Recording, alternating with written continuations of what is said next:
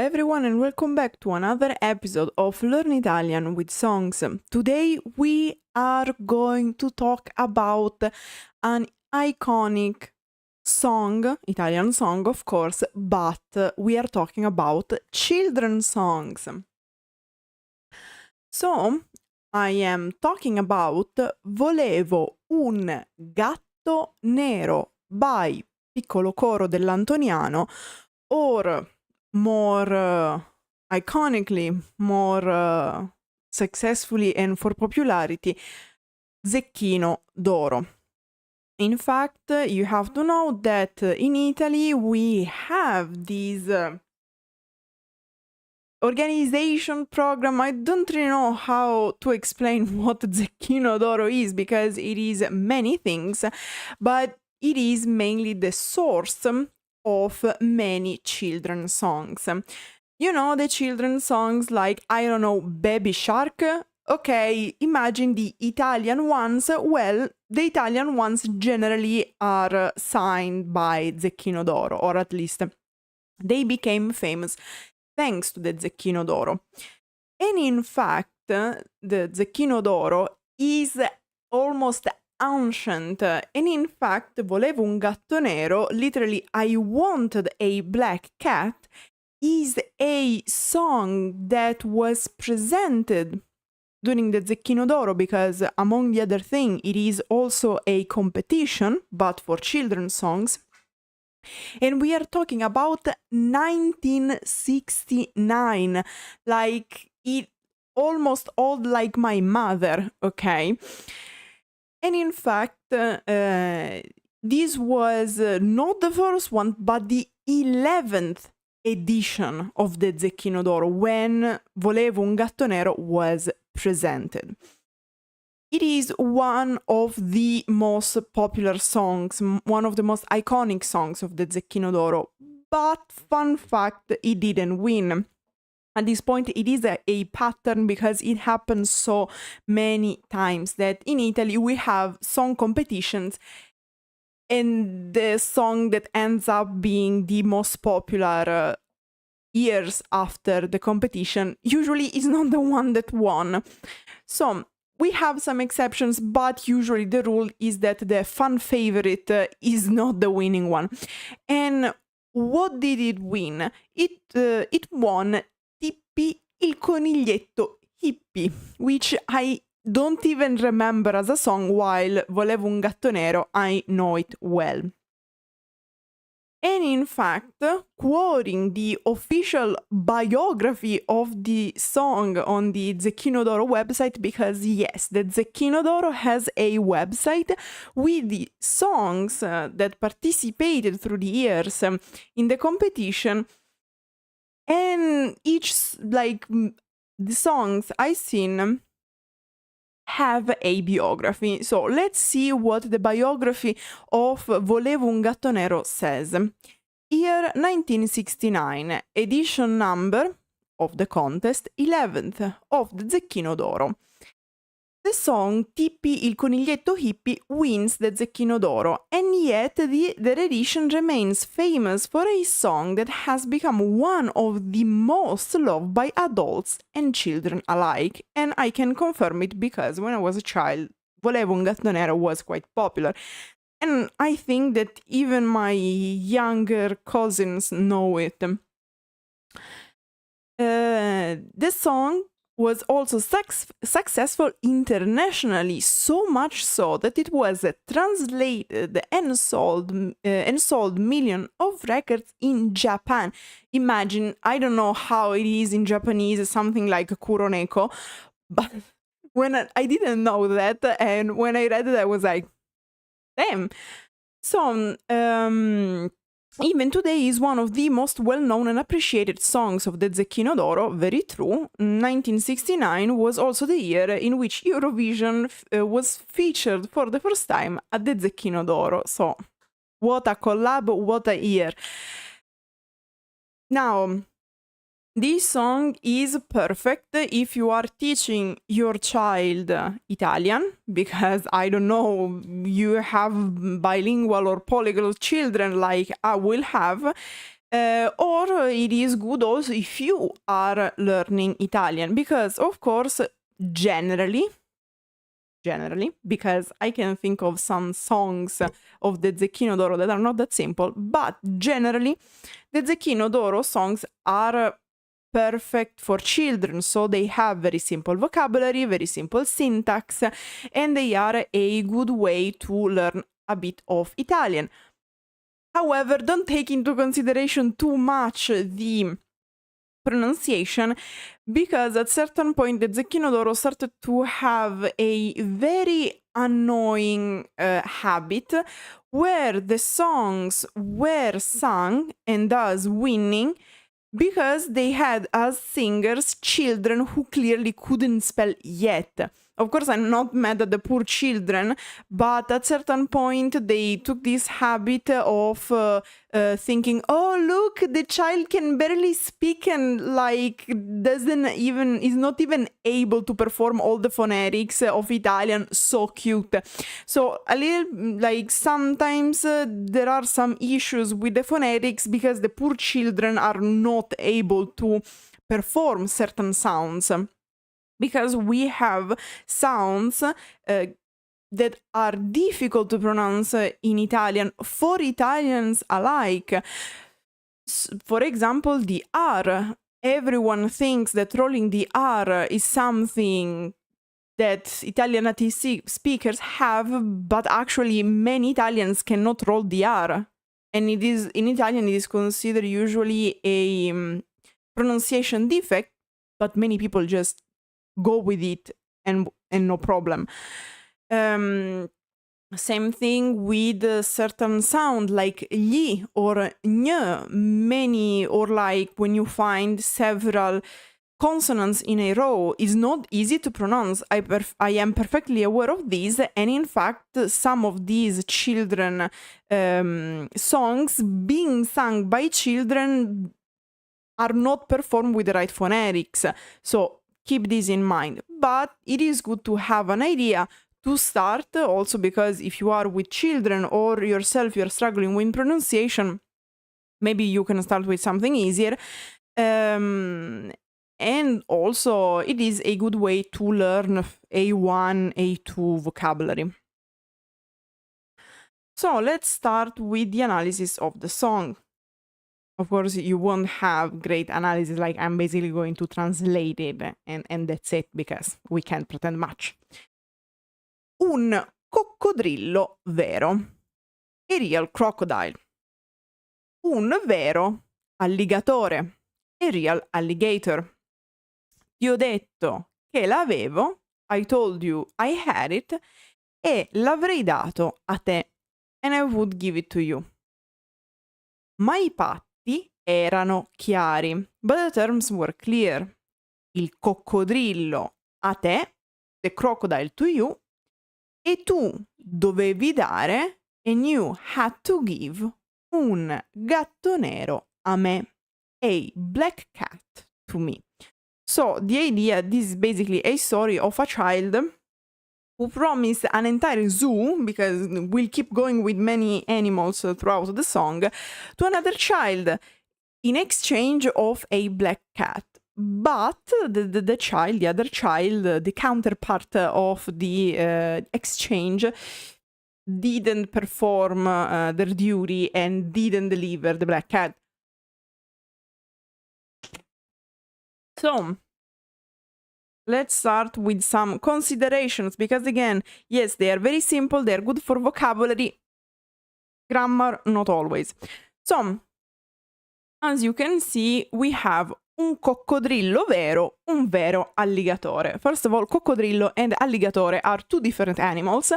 I don't know why in the song they are used as synonyms. Probably because back in the days the writers didn't know that a crocodile and alligator are two different animals, but I can tell you that even in Italian a crocodile is a crocodile and an alligator is an alligator. The alligator is, for example, the animal you find in Florida, the crocodile is the one you find in Egypt, so different animals once again.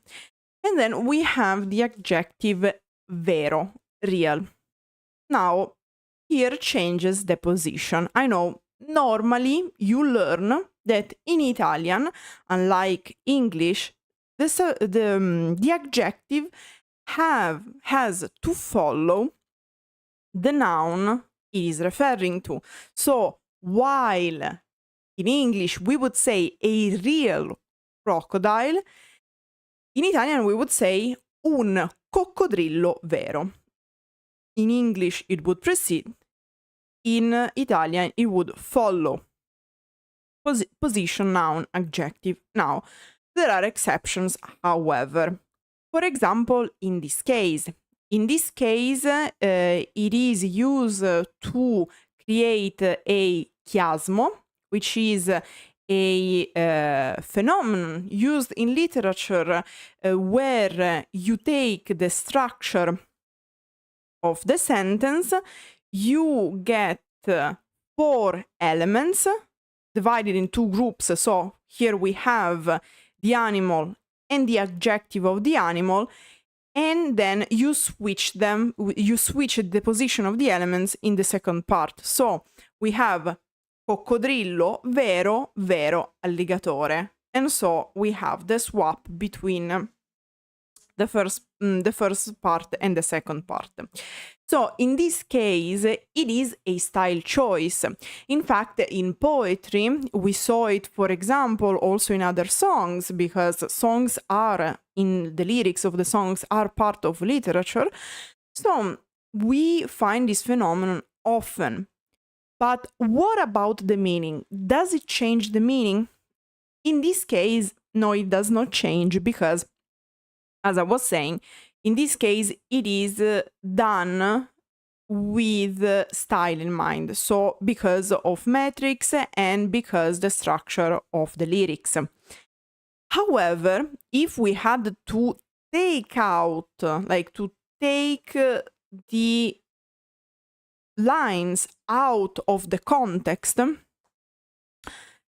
it would change, because what is the difference between putting the adjective after and before the noun? Okay, after is the usual form, and it is used to specify. So what we would say in this case is that we have an amount of crocodiles, okay, so the category of crocodiles. And I use the adjective to specify that the crocodile I'm talking about is the real one, so that one. Among all the crocodiles, I am talking about the real one. So I'm using it to differentiate the noun from the category it belongs to. What happens if I switch the position of the adjective and instead I put it before the noun? Well, in this case, the function would change, because we would have, on the other hand, a descriptive function.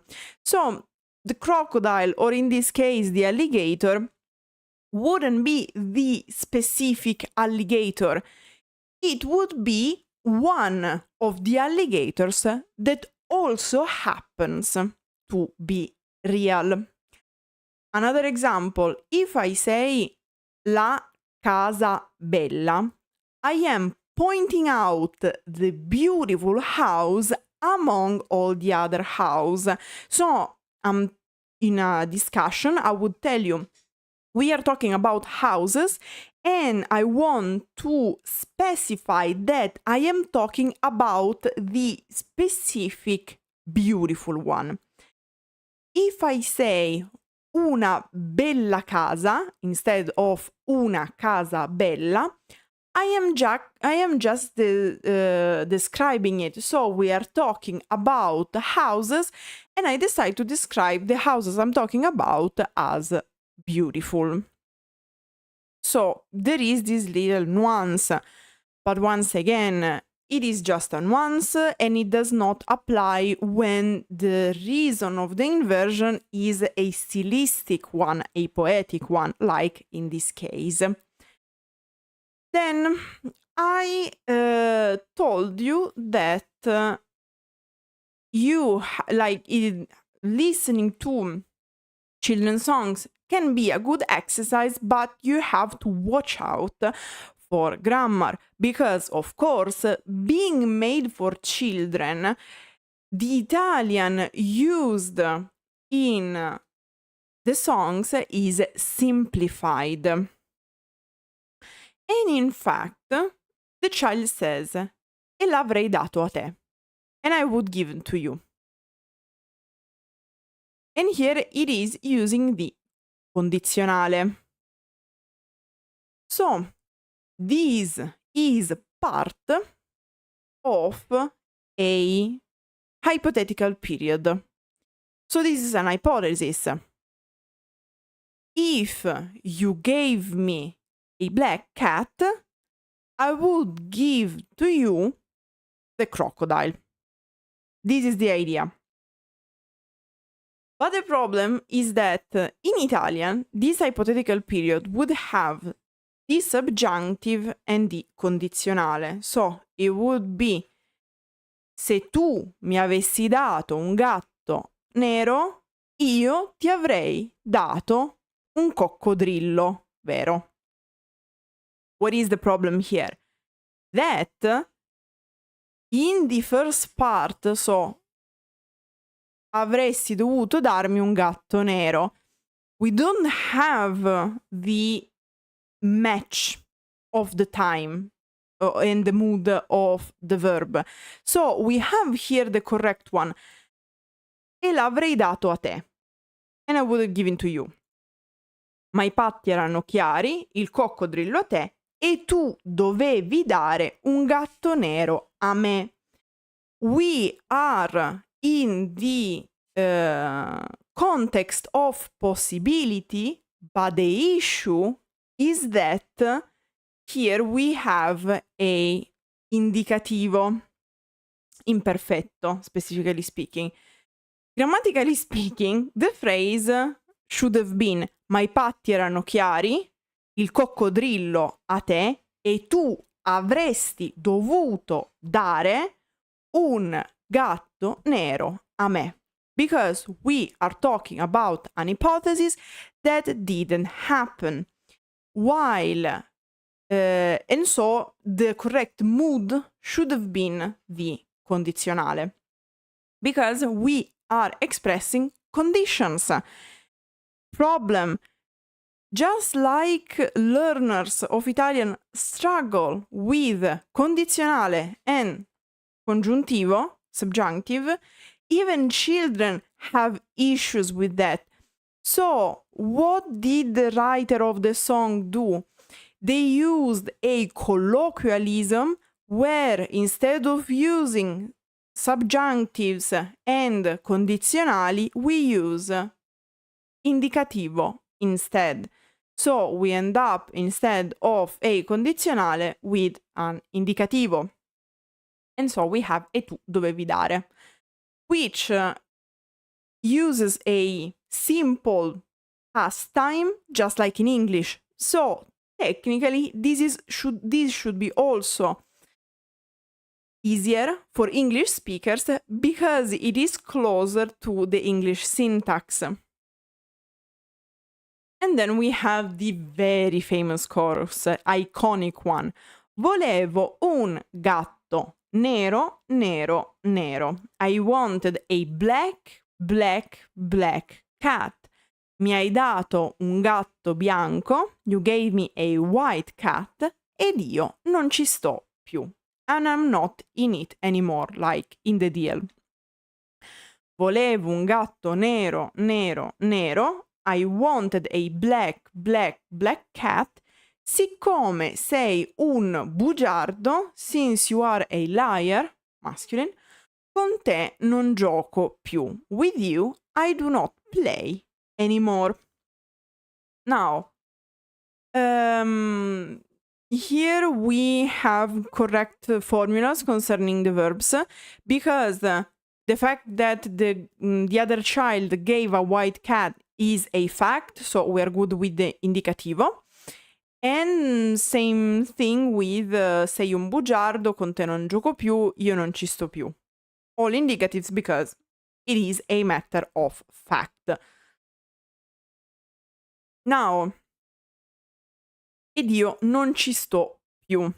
It is an idiomatic expression which literally translates as I am not in it anymore, as in it is closer to also the idiomatic expression you have in English. So, you also, just like in English, where are you not anymore? What did you leave? What did you leave? It is the deal. I am not in the deal, in the pact anymore, because you didn't respect the conditions of the deal.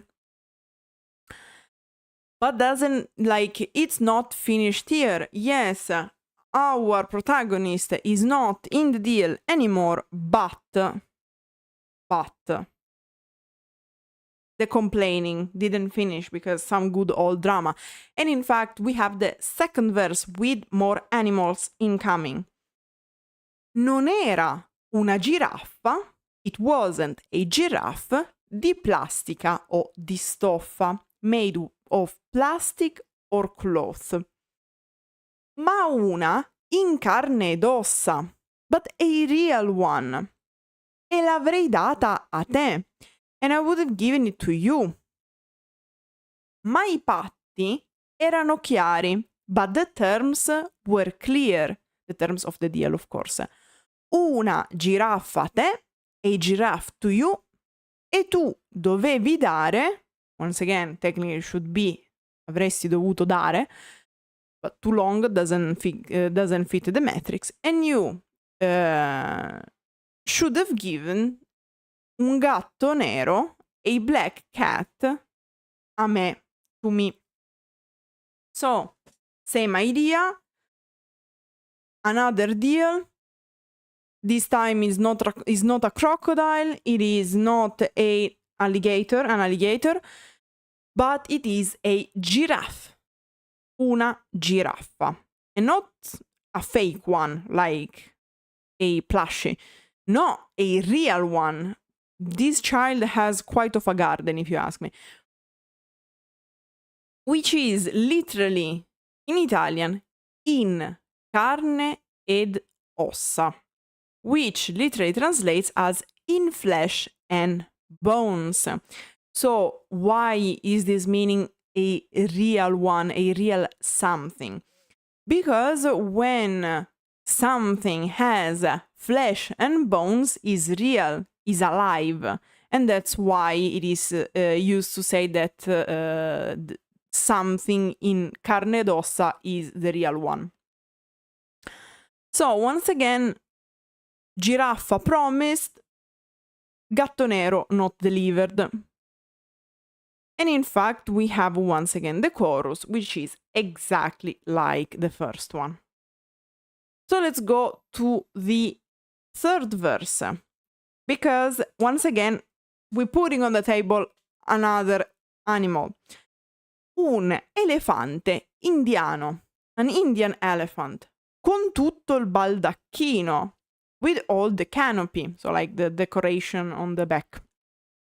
L'avevo nel giardino, I had it in the garden, e l'avrei dato a te, and I would have given it to you. Ma i patti erano chiari, but the terms were clear.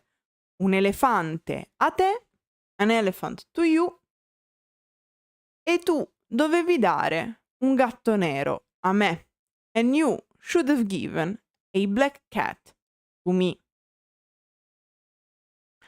So, it's not anymore a crocodile, not an alligator, no sir, not a giraffe. We are talking this time about an elephant with all the accessories and decoration, all inclusive, it was done, the deal was sealed, but no black cat was delivered once again. And in fact, once again, in the chorus, same as usual, the cat was not in fact black, ladies and gentlemen, it was in fact a white cat. And since the other child is a filthy liar, no games anymore. And then we have one last verse, the fourth one. I patti erano chiari. The terms were clear. L'intero zoo per te. The whole zoo for you. E tu dovevi dare, and you had to give, un gatto nero a me. A black cat to me. So, ladies and gentlemen, not only a crocodile, not only an alligator, not only a giraffe, not only an Indian elephant, an entire zoo. So, everything mentioned before and more. Everything for the honest price of a black cat. And yet, the black cat was not delivered. Shameful. And in fact, the song ends with a variation of the chorus. Volevo un gatto nero, nero, nero. I wanted a black cat, black cat. Invece è un gatto bianco. Instead, it's a white cat. Quello che hai dato a me. The one you gave to me. Volevo un gatto nero. I wanted a black cat, ma insomma, nero o bianco, but anyway, black or white, il gatto me lo tengo. I'll keep the cat. I keep the cat because we use the present in Italian. E non do niente a te. And I won't give you, and I don't give you anything to you. So, one last small detail. Insomma, when the child, our singer says, ma insomma, it is but anyway, but also in the end. Insomma literally translates as in sum, so at the end, in conclusion, to summarize. But it is also used as an interjection. So, for example, insomma, non è questo il modo di comportarsi. Come on. Oh, hell no, this is not the way you behave, for example. It is not that easy to translate in English because this line gets lost a bit in the translation, because not only the child is making the point of the situation, summarizing the whole deal, but it is also expressing his frustration. So, insomma, French friends might understand it better because French has a very similar expression, which is bref, which is exactly the same, because if in French you say bref, it could be in brief, so similar to in some, in the end, but it is also an exclamation you use when you are frustrated. So, there you go, the nuance of insomma. And anyway, our protagonist is going to add a white cat, apparently, to the zoo without giving anything because the deal was not respected. And that was the analysis of the lyrics of Volevo un gatto nero. So, Blaue, I hope you're happy with it. Childhood memories unlocked. And Blaue, no. All the languages are welcome as soon if I can understand them, of course. So probably there are other languages where insomma works. In English is not that easy to make it work. Very happy. Do you have any other children's song you would like me to talk about? Just asking. At least I don't need my brain cell specifically to do the analysis of the Zecchino d'Oro, because generally they talk about things that happen to children. For example, there was one about a child who had issues regrowing the front teeth. A struggle. Okay, not yet. I will wait then for more request by Zecchino d'Oro. But anyway, if any of you is curious to see more songs like that, just check out Zecchino d'Oro, ask like top 10 Zecchino d'Oro songs, top 10 canzoni dello Zecchino d'Oro, and generally they are on the level of Volevo, un gatto nero. No, I'm not going to sing the song. I don't know why you are so passionate about me eventually singing the songs, to be honest. Also because like I often have not much voice, so I really want to avoid to to sing. So I don't know why Blaue wants to become my biggest fan in my singer career. But anyway, so as I said, the songs by Zecchino d'Oro are a good way to learn basic Italian, but keep in mind that sometimes, very often, the songs are simplified for children. So, of course, it is a good start, but Italian is more complex than that. I don't know, Blaue. I don't know, to be honest. We can agree to disagree on that point. So, what else? I don't know, to be honest, what else to add. Because in the end, they are very, like, I don't even know any specific trivia, despite the ones mentioned in the bio of the song, but it is what it is. So, that was Volevo un gatto nero by Piccolo Coro dell'Antoniano. Let me know in the comments what you think about this song, what other song you would like me to analyze so we can add them to the list. That said, grazie everyone for watching and arrivederci.